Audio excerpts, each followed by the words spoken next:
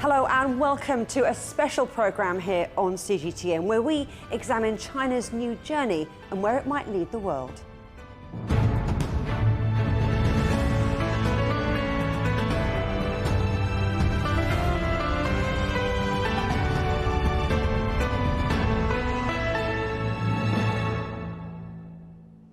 At the 20th CPC Congress in Beijing, President Xi Jinping outlined what he called a new journey of national rejuvenation through a Chinese path to modernization. But what does that look like? Over the next hour, we'll speak to experts from across the globe to get their take on China's plans for a greener, more stable, modernizing future and how that's going to affect relations with the UK and Europe. But first, I spoke to the Chinese ambassador to the UK, Zheng Zehuan, to get his thoughts.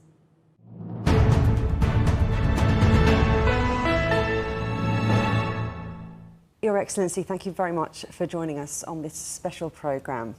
Now, President Xi said at the recent Congress that China cannot develop in isolation from the world, and the world needs China for its development. So what do you, as ambassador here in London, think that says about China's future international relations and the role that China is going to play over the next 5 years? Juliet, it's such a pleasure meeting you. I think the question is about China's foreign policy when China embarked on this new journey of the new era. President Xi Jinping actually has elaborated on the China foreign policy in his report to the National Congress in a comprehensive way. Here I want to highlight a few points. Number one of the major principles of Xi Jinping's thought on socialism of Chinese characteristics for the new era is that we should maintain a global vision. The Communist Party of China is dedicated to pursuing happiness of the Chinese people and the national rejuvenation. But in the meantime, the Communist Party of China is also dedicated to promoting human progress and world harmony. So in advancing modernization, China followed the path of peaceful development. That means that we will continue to strive for world peace and development while pursuing our own development. In the meantime, we will continue to make even greater contributions to world peace and development through our own development. So I have given you some basic principles. All these principles will continue to guide China's foreign policy in the years to come. Now, second, I want to give you some basic facts. Over the past 10 years, China has been pushing forward this major country diplomacy with Chinese characteristics on all fronts. And you have seen China has played an unprecedented, active and positive role in the world. For example, China sent the most peacekeepers among all the permanent members of the UN Security Council. And according to the latest World Bank report, China contributed much more to global economic recovery than that of the G7 countries combined. And the Belt and Road Initiative, you have heard a lot about it. It has attracted the active participation of more than 180 countries and international organizations, bringing great benefits to the people along the route. Now going forward, all these goals and our principles will be carried forward. We will continue to strive for world peace and development and to work closely with all countries in the world for building a human community with a shared future. Obviously, China's development and modernization are going to generate even more opportunities for cooperation between China and other countries. And China will respond to the external uncertainties with our own stability and certainty. China will inject positive energy into the global economic recovery with our own high-quality development and high-level opening up. So a short answer to your question is, in the next 5 years, China's relations with the world will be even closer, and China's contributions to world peace and development will be even greater. There was also talk of China's pathway to modernization, to provide a new choice for the global economy. So what do you think that says, perhaps, about a new globalization for the future? The Chinese path to modernization has a lot of, has some similarities with other countries. In the meantime, we have distinctive features of our own. And those distinctive features are based on our national conditions. President Xi Jinping also has elaborated on these features in his report to the National Congress. He pointed out that our modernization is a modernization of a huge population. We have over 1.4 billion people. The number bigger than that of all the developed countries combined. And our modernization should be a modernization for common prosperity for all our people. It should achieve a harmony between nature and human being. And we should achieve material as well as cultural and ethical advancement. And of course, we follow a path of peaceful development.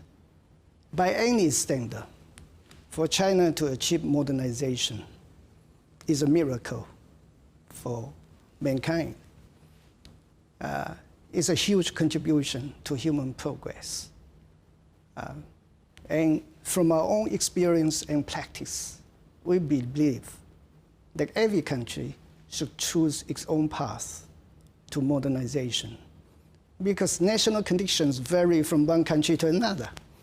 So we cannot simply copy and paste. That won't work. There are 193 members in the United Nations, but only more than 30 of these members are developed countries. So how can developing countries achieve modernization? This is actually a hugely important question of our times. So I think our path to modernization is very different from the old path of some developed countries. The old path is full of war, colonization, and also plunder. And the old path should be firmly rejected. And problems of polarization in the society, problems like ecological degradation, problems like cultural impoverishment should also be avoided.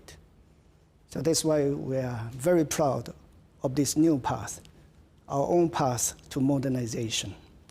And I think we will continue to learn from each other. But this modernization, the Chinese way of modernization is certainly a new choice, provide a new choice, a new option for human modernization, an alternative for developing countries. And I believe it can lead the way for the healthy development of the economic globalization as well.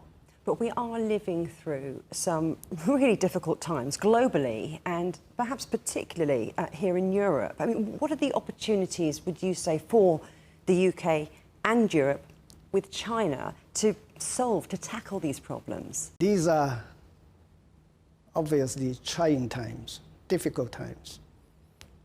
The world is full of uncertainties and challenges.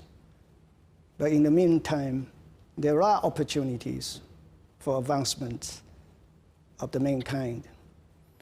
I think these are the times calling for solidarity, dialogue, and cooperation. China and Europe are two major forces in the world.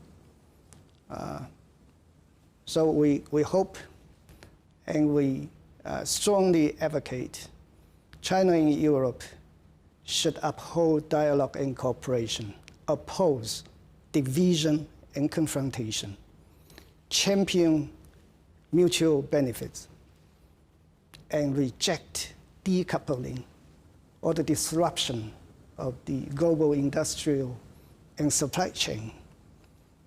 We should uphold multilateralism and oppose unilateralism. You know, there will be upcoming high-level visits to Beijing by European leaders. So by working together, I'm quite sure that China and Europe can inject a positive energy to this uncertain world, and it will bring benefits to people in Europe and China, as well as the world. As for China-UK relationship, this is a very important bilateral relationship. And in fact, we are marking the 50th anniversary of ambassadorial level diplomatic relations between China and the UK. And look at the achievements we have made over the past 50 years. There are so many people-to-people exchanges, two-way trade, two-way investment, educational exchanges. You know, before the pandemic, every year, there had been 2 million visits between our two countries. And now there are 200,000 Chinese students studying here in the UK. And the two-way trade last year exceeded 100 billion US dollars. The commodity trade between China and the UK exceeded 50 billion US dollars in the first half of this year. These figures speak volume about the importance and the mutual benefits that we have because of this relationship between China and the UK. Now, going forward, there are so many more areas that we can strengthen cooperation and coordination, trade, investment, new energy, financial service, education, culture, sports, and how we can tackle the climate change. All these requires concerted efforts among all countries and between China and the UK as well. So I think, in my personal engagement with the people here across the sector in the UK, there is a common understanding that we should work together, that China represents the future and opportunity for growth. China does not pose any threat to the UK, not at all. This common understanding, I hope, politicians and policymakers in this country, I hope they will not lose touch with the reality. I hope they will keep in line with this common understanding. Now the UK has a new government, and we hope that the UK side will work closely with the Chinese side in the same direction. Let's follow the principles of mutual respect, openness, and inclusiveness. Focus on practical cooperation, mutually beneficial cooperation, and manage our differences properly so that this bilateral relationship will continue to grow along a positive and constructive track. As ambassador, I will spare no efforts in enhancing mutual understanding and cooperation. That's something you can be sure about. Your Excellency, it's been a pleasure. Thank you ever so much for taking part in our special programme. Thank you. Thank you. It's my honour and great pleasure to speak to you.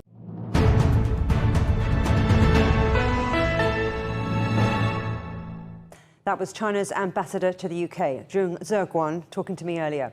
Stay with us, as still to come on this special programme. From high speed to high quality growth, we'll examine the future of the Chinese economy and its global impact.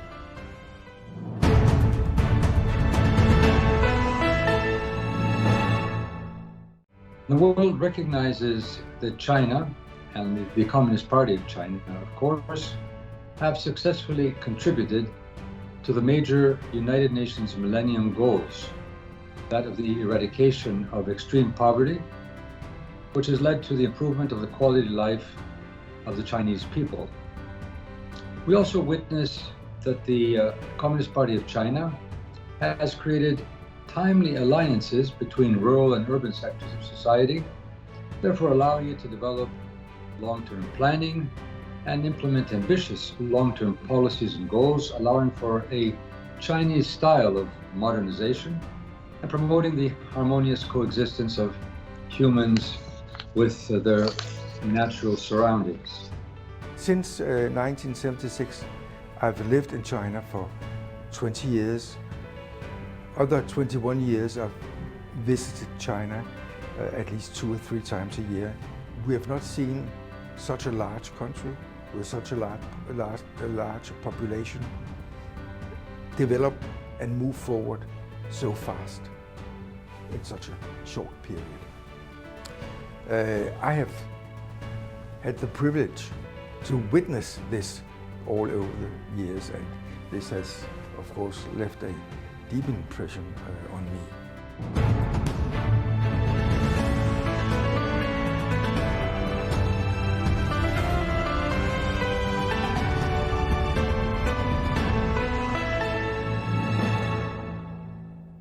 Welcome back to this special programme on China's new journey. Now, we've been looking in more detail at the future relations between China and the rest of the world. Now we're going to consider the economics of China's new journey. Here's what President Xi Jinping had to say at the 20th Party Congress. The Communist Party of China and the Chinese people are driving the great transformation of the Chinese nation, from standing up and growing prosperous to becoming strong. We have advanced reform, opening up and socialist modernization, and have written a new chapter on the miracles of fast economic growth and long-term social stability. Joining me now to look more closely at China's financial impact, both at home and abroad, are Stephen Perry, chair of the 48 Group Club, Wang Huiyao, founder and president of the Centre for China and Globalization, Mark Ostwald, chief economist and global strategist at ADM Investor Services, and David Ferguson, senior translation editor at China International Publishing Group. Thank you, gentlemen, for joining us. I'll start with you, Wang Huiyao, because we heard President Xi talking about the economy, talking about growth and long-term social stability. How has China achieved that? Well, I think that in the last 4 decades, actually, China has managed to really done relatively well. I mean, probably, taking a lot of progress in shortened period of time compared with other countries. But I think one of the key areas, I think the strength China has is, of course, not only lifted 800 million people out of poverty, but also talking about, this hybrid economy that China has been able to create through the open door and through the reform. For example, we have 60% of a private sector that hires about 80 to 90% of employment. And then we have another 20% with SOE, does all the priorities and stabilization, key sectors, and of course, disaster relief and all those public goods and welfare type of work. But then we have another 20% multinational, where they contribute about 40-50% of China import-export. So this actually trilateral hybrid economy is one of the, I think, therapy of China's success. And so this, being able to really consecutively for 40 years started going at this kind of speed, even though it's been slowing down quite a bit recently. But I still believe that after this Congress, there will be synergy, there will be back to the really all the works that we play together, and then this tri-structure of Chinese economy, hybrid economy, we really push things forward, and we expect that this is probably the way China will continue. And Mark, President Xi also said that the fundamentals of the Chinese economy are not going to change, with a positive trajectory in the long run. How's that going to happen, do you think? I think where China's got to now, and perhaps the little hiatus that's been seen in growth, mostly COVID related, it's part of the growing pains. The spectacular growth that's been seen over the last 30, 40 years now needs to be put in a slightly different context. So the momentum is indubitably there. It keeps on going forward, but now the excesses and every big economy which has developed has gone through these growing pains. You suddenly get to this point where you realize that your regulatory structures require some changes just to deal with the fact that you're no longer an economy of $1-2 trillion size, but an economy of 10, 15, 20 trillion dollar size. And that requires different management. And therefore, I think that is the key issue going forward. And there's clearly reforms being put in place to manage that transition. Wang Higuao, as part of China's desire to move forward, there's now a push to move from high-speed growth to high-quality growth. How do you see that?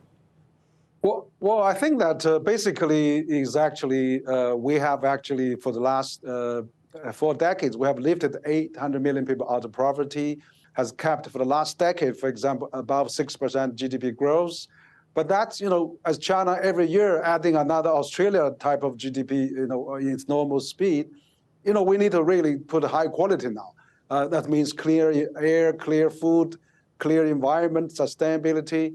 But basically, we have only lifted 800 million out of poverty. We have only created 400 million middle class.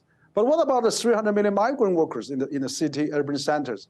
What about the other 7 billion that's still in the rural area, the 6 billion? So we probably have to think about if we can really, what about the 1 billion that has still, strive to become middle class?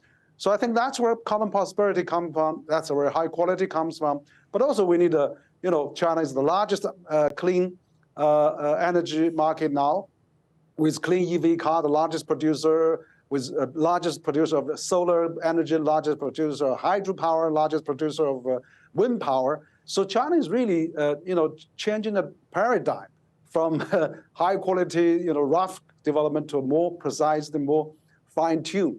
For example, China has gained 6% of GDP growth by only increase 3% of energy consumption.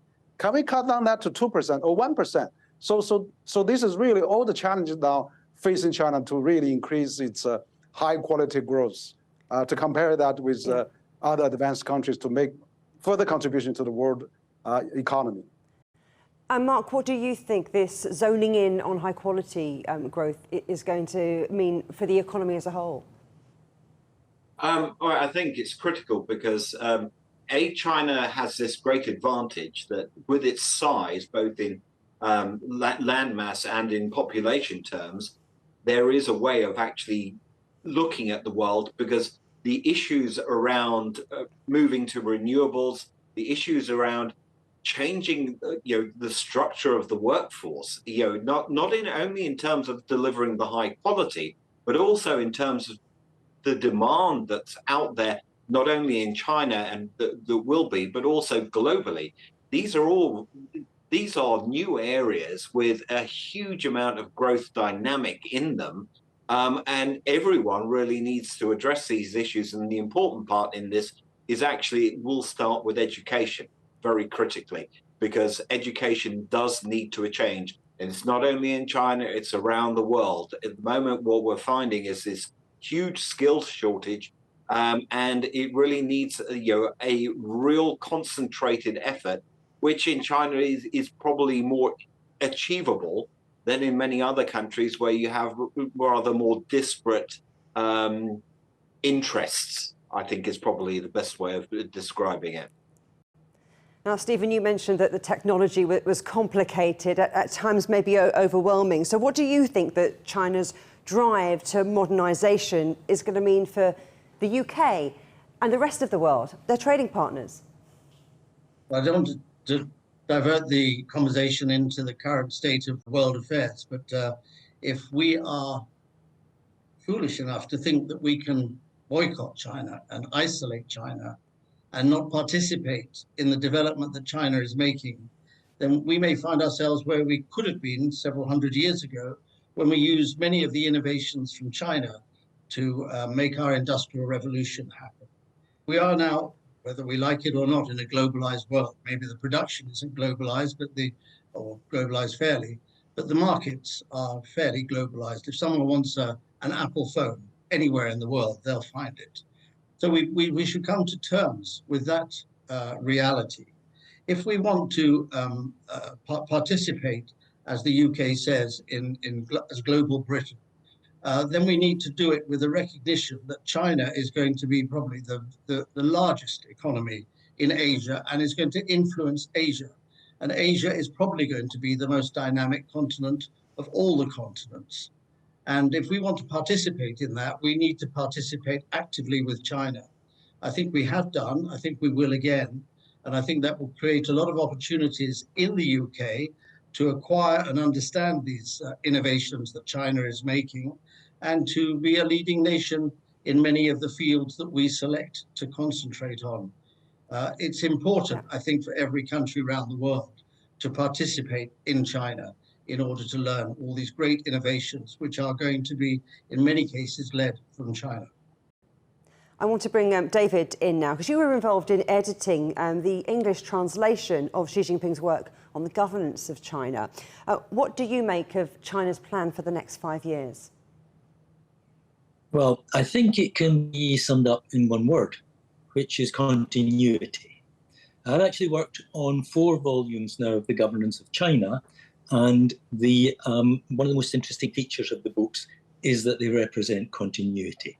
When we heard President Xi speaking just there, whether he was talking about the economy, whether he was talking about society, whether he was talking about the environment, whether he was talking about the political sphere, he was talking about strategies that have been years in the making and will continue on into the foreseeable future. I think one of the great strengths of China's system is that learning from the past, planning from the future. It's about piloting initiatives and rolling them out on a national level when they've proved that they work. And it's about developing long-term plans and then seeing them through to implementation. These are the great strengths. You mentioned 5 years, but in fact, President Xi stated that the CPC's main mission will now become the second centenary goal. And the second centenary goal is due for delivery in 2049, the second centenary of the PRC. And it's astonishing to see a governing system, a governing party that's able to look forward 27 years and be able to make specific plans for what the country is going to be looking like then. I think you can contrast that with the situation in the UK, where senior politicians are desperately casting around for a headline soundbite that will keep the media on their side for the next week or so. And I think that is the huge strength of the Chinese system. It is this continuity that is what has made them successful, and that's what I believe will continue to make them successful in the future. So continuity, but also modernisation is going to be key for the next 5 years. So, Stephen, where do you see China needing to modernise, and where can their trading partners step in to help? It's a very difficult question to answer, because what comes to my mind is that in 1978, 1981, when I was hearing about reform and opening up, I think it took about another 10 to 15 years to understand that agriculture was going to be mechanized, and the whole of the agricultural population would reduce from 90% down towards 20%. Now, if you take that into the question you just asked, you see these 4 regions that are being built in China, and the railway system, the high-speed railway system, is going to be increased by 70 or 80% in the next 5 years. Within those regions and connecting those regions, we have 4 metropolises that we have never seen in the world. And we are yet to see what those are going to be through the eyes of those who have been planning on them, exactly as David said, for probably the last 20, 30, 40 years. So the transformation of China that we have all seen in the last 40 years is likely to happen again. You'd ask the question, what does that mean in detail? We need a longer program than that to go into it in detail, but it is an amazing transformation of China over the next 20 years through to 2035 and then to 2049. It's a real modernization. Well, we've talked about infrastructure, we've talked about institutions like education, but David, the CPC Congress talked quite a lot about people-centred development. What do you understand by that? If you look all the way back to the foundation of the CPC in 1921, its founding mission was the rejuvenation of Chinese nation and bringing happiness to the Chinese people. And to me, that is the basis of people-centred development. It's an approach to development that is geared to improving the people's lot, the people's quality of life. If you look at the days of President Xi's governance, one of the axioms that was created was the 5 development concepts. And the 5 development concepts were open, green, innovative, coordinated, and shared development. And a huge amount of emphasis has been placed on that shared development, which means that everybody shares in the fruits. That was one of the fundamental bases of the whole poverty alleviation program. Targeted poverty alleviation was designed to make sure that nobody was left behind. And I think that that fundamental concept of shared development, people-centred development, is something that President Xi places increasing emphasis on. Wang Qiguo, you also mentioned how China has alleviated poverty. What do you think that the rest of the world can learn from that example? Yes, I think that's probably, really very significant. China has actually lifted 800 million people out of poverty. That's representing 70% of the global poverty reduction in the same period of time. And 10 years ahead of time, fulfilling United Nations 2030 agenda, #1 priority. So I think that shows that this can be done. China has done it ahead of time, 10 years ahead of time. But also there's many ways of doing that. I think there's, infrastructure building. There's a famous saying in China, if you want to be rich, build the roads first. So now China is all connected with the road. And China actually doubled and tripled its blue train network in the last decade. And China also, open door policy is a good example. Trade has benefited China. Since China joined the WTO 20 years ago, China GDP has gone up 10 times. So trade facilitates lifting the poverty. And again, education, talent. China has already cultivated 280 million college graduates among its working population. That's another good example. So education is important. Of course, there's furthermore, I think that we have to be more, transfer, but also put the urbanization into context. China has fast moving from 20% urbanization to now 65% urbanization. So that is another good example to do that. So I think, and also again, I mentioned it before, the hybrid economy, the majority of our private sector with some SOE, with some multinationals combined together will build a very solid, supported Chinese growth economy. So all those things I think can be, shared, can be probably, learned and practiced elsewhere to the developing world. And of course, working with other thousands, with United Nations, multilateral organization, World Bank, AIB, and ADB, all that can also contribute. So I think, there's many things that China needs to really summarize and really see how that can work. And China should also contribute more to other developing countries because China has benefited from the globalization and China has really have to make some more contribution towards that. And speaking of other developing countries, David, the reaction to Congress in Western media has been mixed, to put it mildly. Do you think there's still a fundamental misunderstanding in the West about the way that China operates? Well, I think it goes further than that. I get rather concerned when I hear Chinese people in particular talking about misunderstandings. A misunderstanding is a rational thing. It stems from a lack of information or the wrong information. And a misunderstanding can be remedied on a rational level by providing more or better information. the current hostility that China is facing, the aggression that China is facing, as exemplified by the Western media coverage of the Congress, is not a misunderstanding. It's a deliberately created, engineered hostility, and it operates on an emotional and a subliminal level. And you can't remedy subliminal emotional issues with rational information. You can't deal with emotion through providing information on a rational basis. And I think what China understand is, first of all, the nature of the hostility it faces, and secondly, they need to develop a strategy to deal with that. And the strategy that they need to deal with it has to learn to engage with an international audience on an emotional basis. It's got to learn to engage with people on a human level.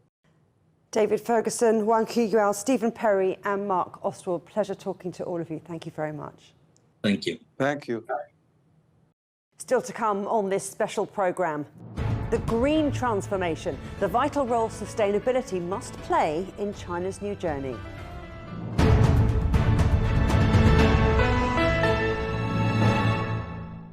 Of course, over the last few years, China has achieved a great deal. The poverty alleviation, the completion of the poverty alleviation program is extremely important and a signal to the rest of the world that poverty does not have to exist. Poverty can be eliminated. When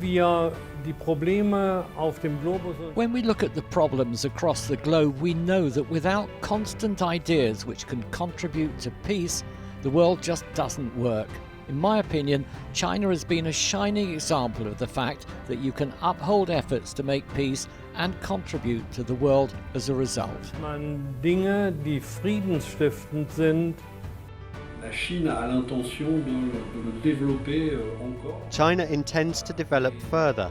Its development so far has been achieved by ensuring economic sovereignty, by acquiring increased economic sovereignty over strategic sectors, and by giving China a scientific and technological power which today ensures it is one of the key global players. Qui lui assure aujourd'hui une des premières places du monde.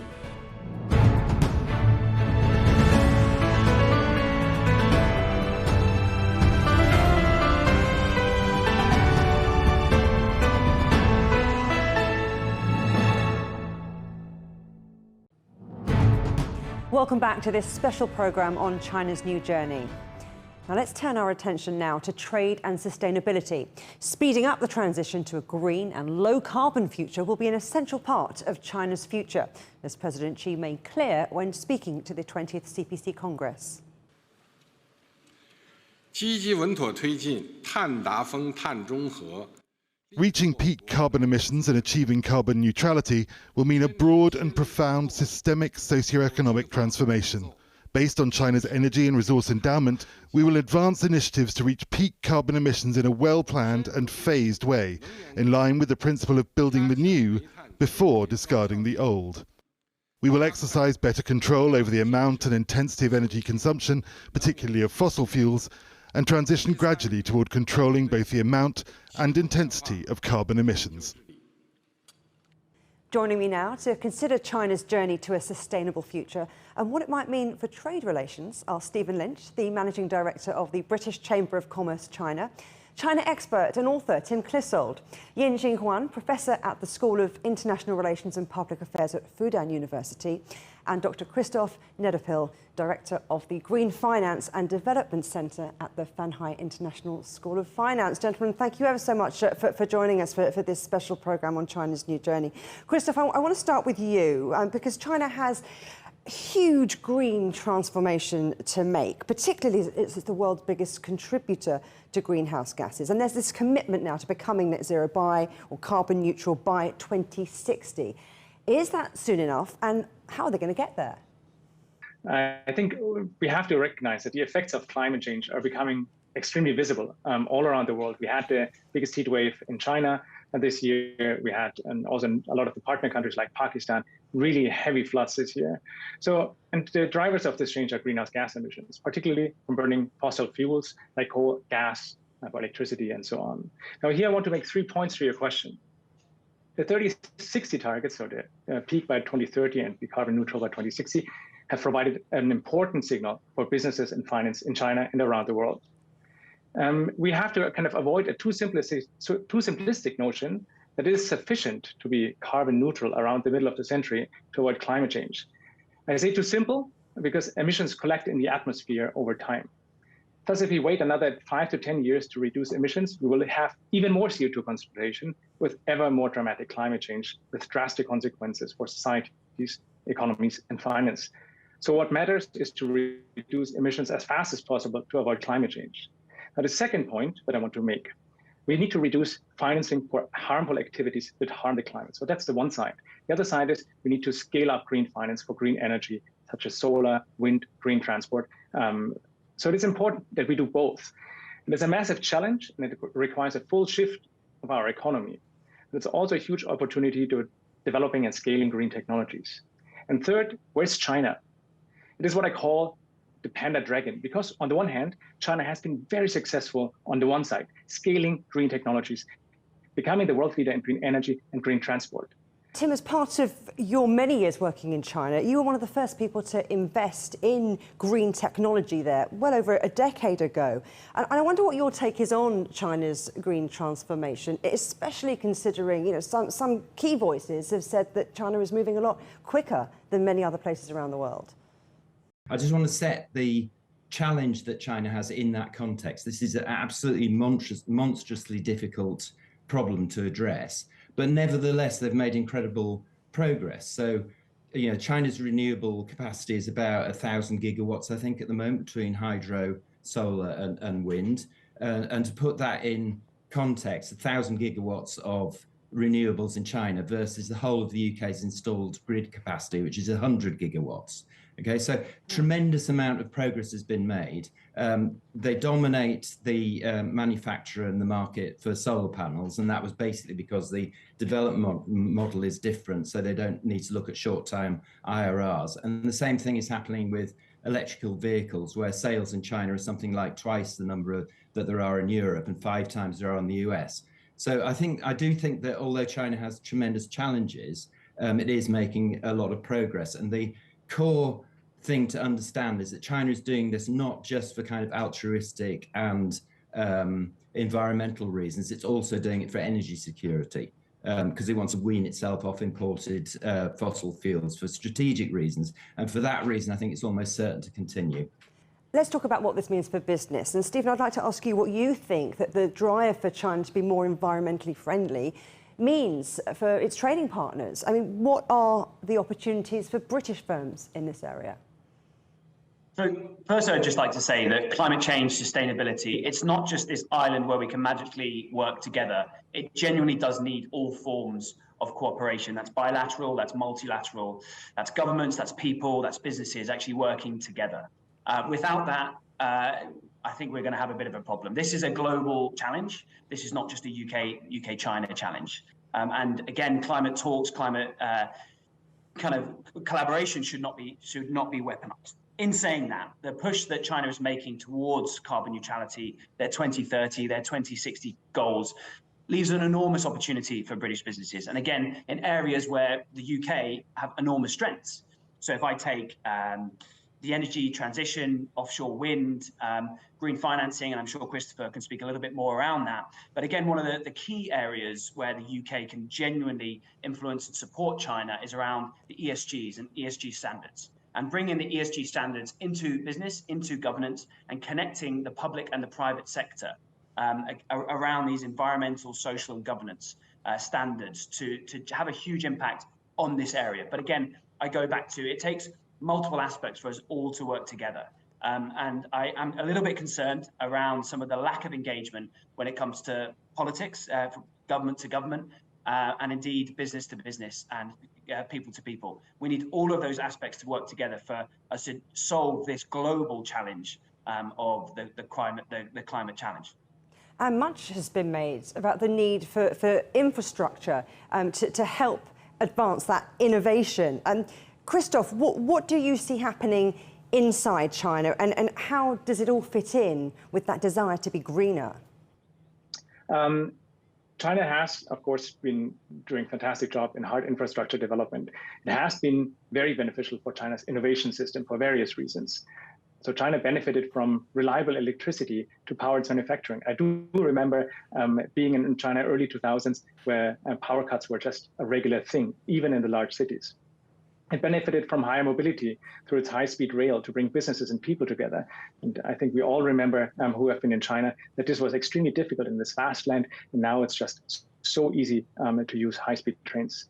And it benefited from technology cooperation and transfers from more developed countries to build its infrastructure. Now, China, with its massive size and market, could scale these technologies, which far beyond anything that we've seen, and has become a leader in building infrastructure, whether it's rail, roads, energy, cars, and so on. And it's been able to export its infrastructure technology now worldwide. So from being an importer of technology, really becoming an exporter of technology. Let's talk about something else that came up at Congress. In Xinjiang, President Xi said that China can't develop in isolation from the world, and that the world needs China for its development. So what do you think that says about China's future international relations? Well, I think it delivers, well, the message to me, I think are twofold. One is to reassure.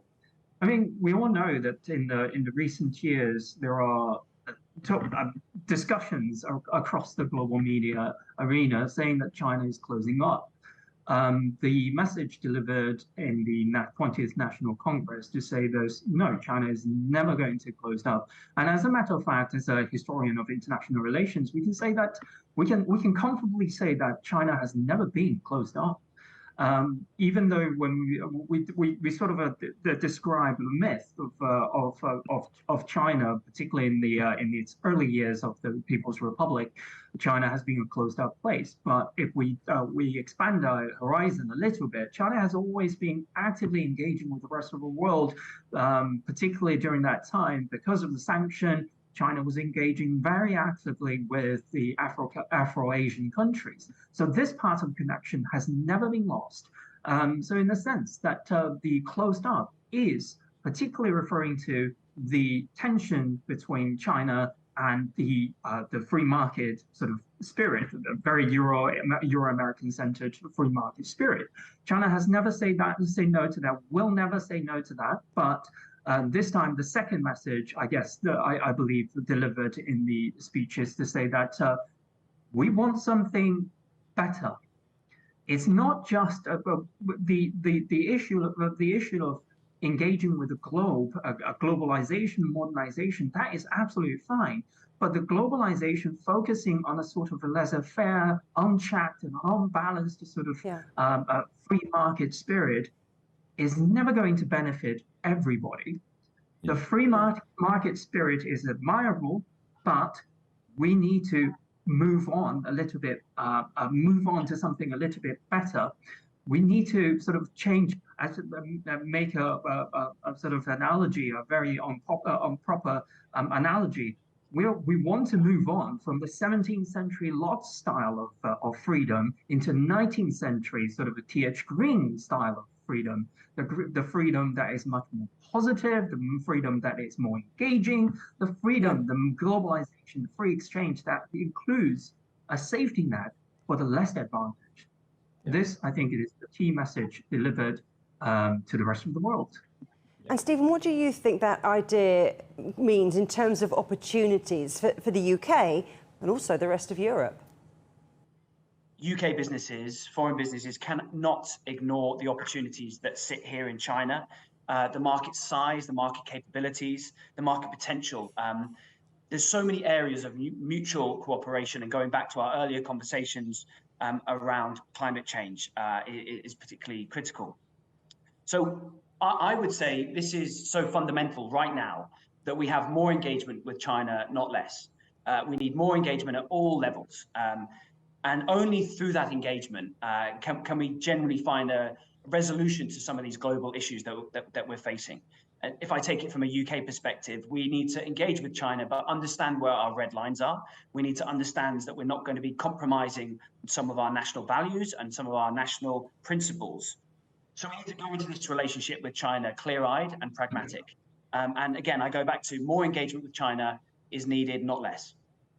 How important is understanding China's culture when looking at an event like the CPC Congress, Tim? The difficulties that foreigners have in understanding what's being said at an event such as that actually relates to the language rather than the civilization and the culture. Because I think as human beings, we're actually really motivated in a similar way and want similar things. But the Chinese language is incredibly information dense. So I'll just give you an example of what I mean. When Rishi Sunak made his speech outside number 10 Downing Street just recently, he didn't really speak in sentences. So the core part of his speech when he was talking about his policies were a stronger NHS, better schools, safer streets, control of our borders, right? So it's not a full sentence. If you contrast that with the opening description in Xi Jinping's speech about what the purpose of the Congress was, he said, the theme of this Congress is holding high the great banner of socialism with Chinese characteristics, fully implementing the thought on socialism with Chinese characteristics for new era, carrying forward the great founding spirit of the party, staying confident and building strength, upholding fundamental principles and breaking new ground. So I haven't even finished that first sentence yet. So there's a totally different style where Western politicians have to speak in sound bites because the attention span of the Western audience is much shorter than the Chinese audience. And frankly, I'm not sure that many Western observers are really up for the heavy lifting of reading the whole 64 pages of that speech.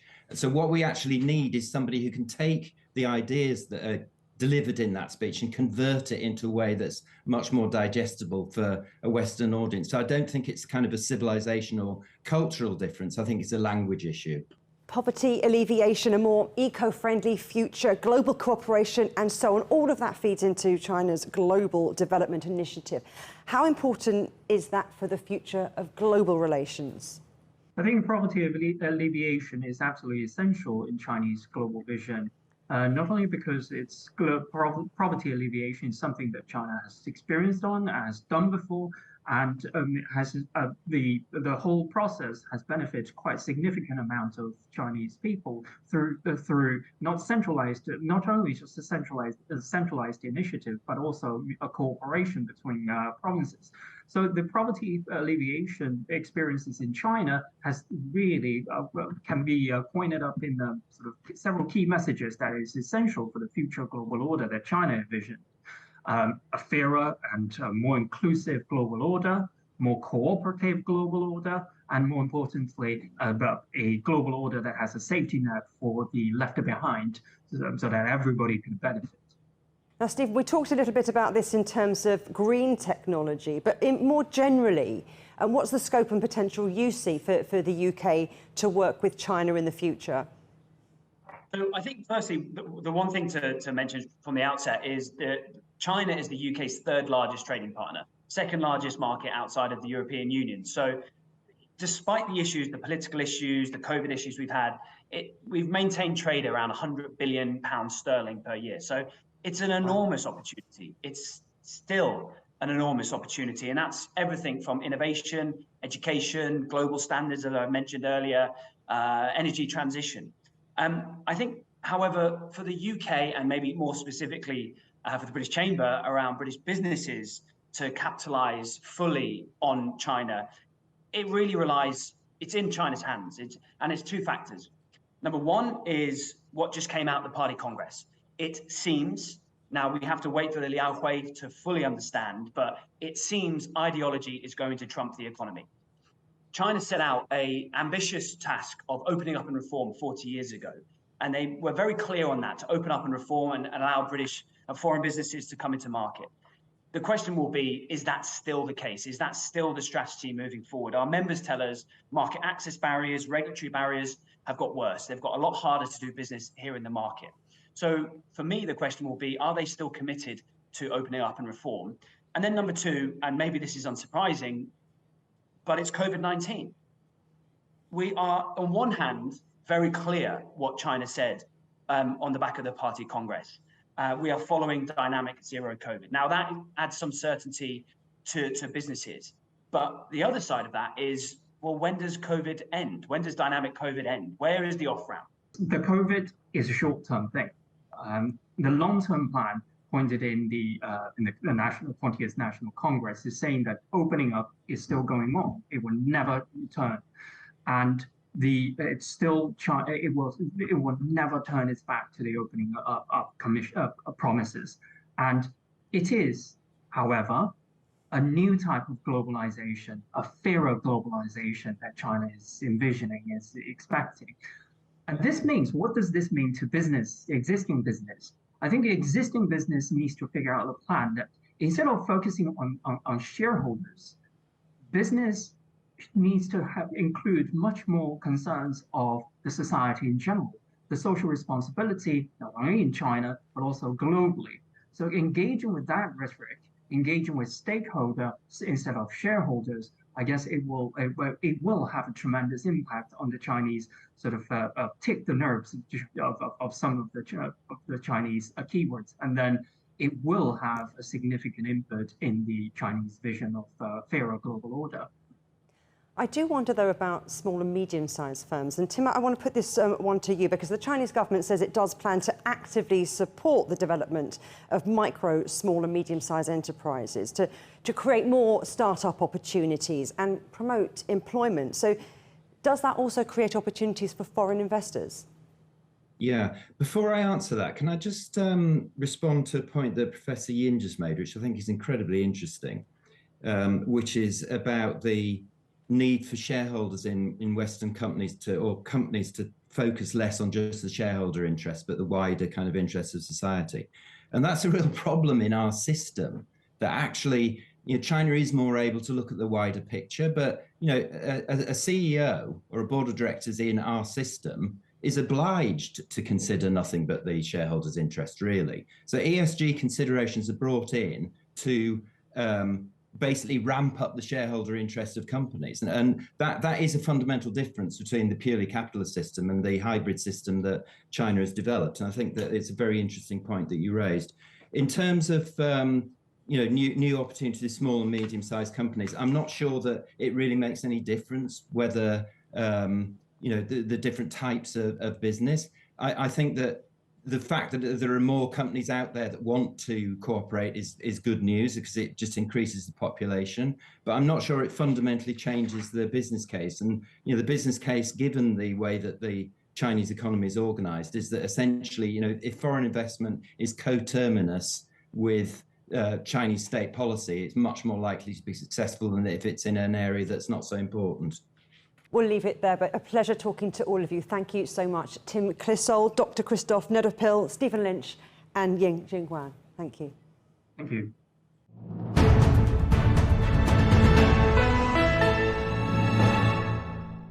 That brings us to the end of this special programme on China's new journey from high speed to high quality growth, the green transition and the very real opportunities for Europe to engage with a rejuvenated and fully modernised China. There's more on all of our stories on europe.cgtn.com, and do follow CGTN Europe on Twitter, Facebook and Instagram. For now, from me, Juliette Mann, and from all of the team here in London, goodbye.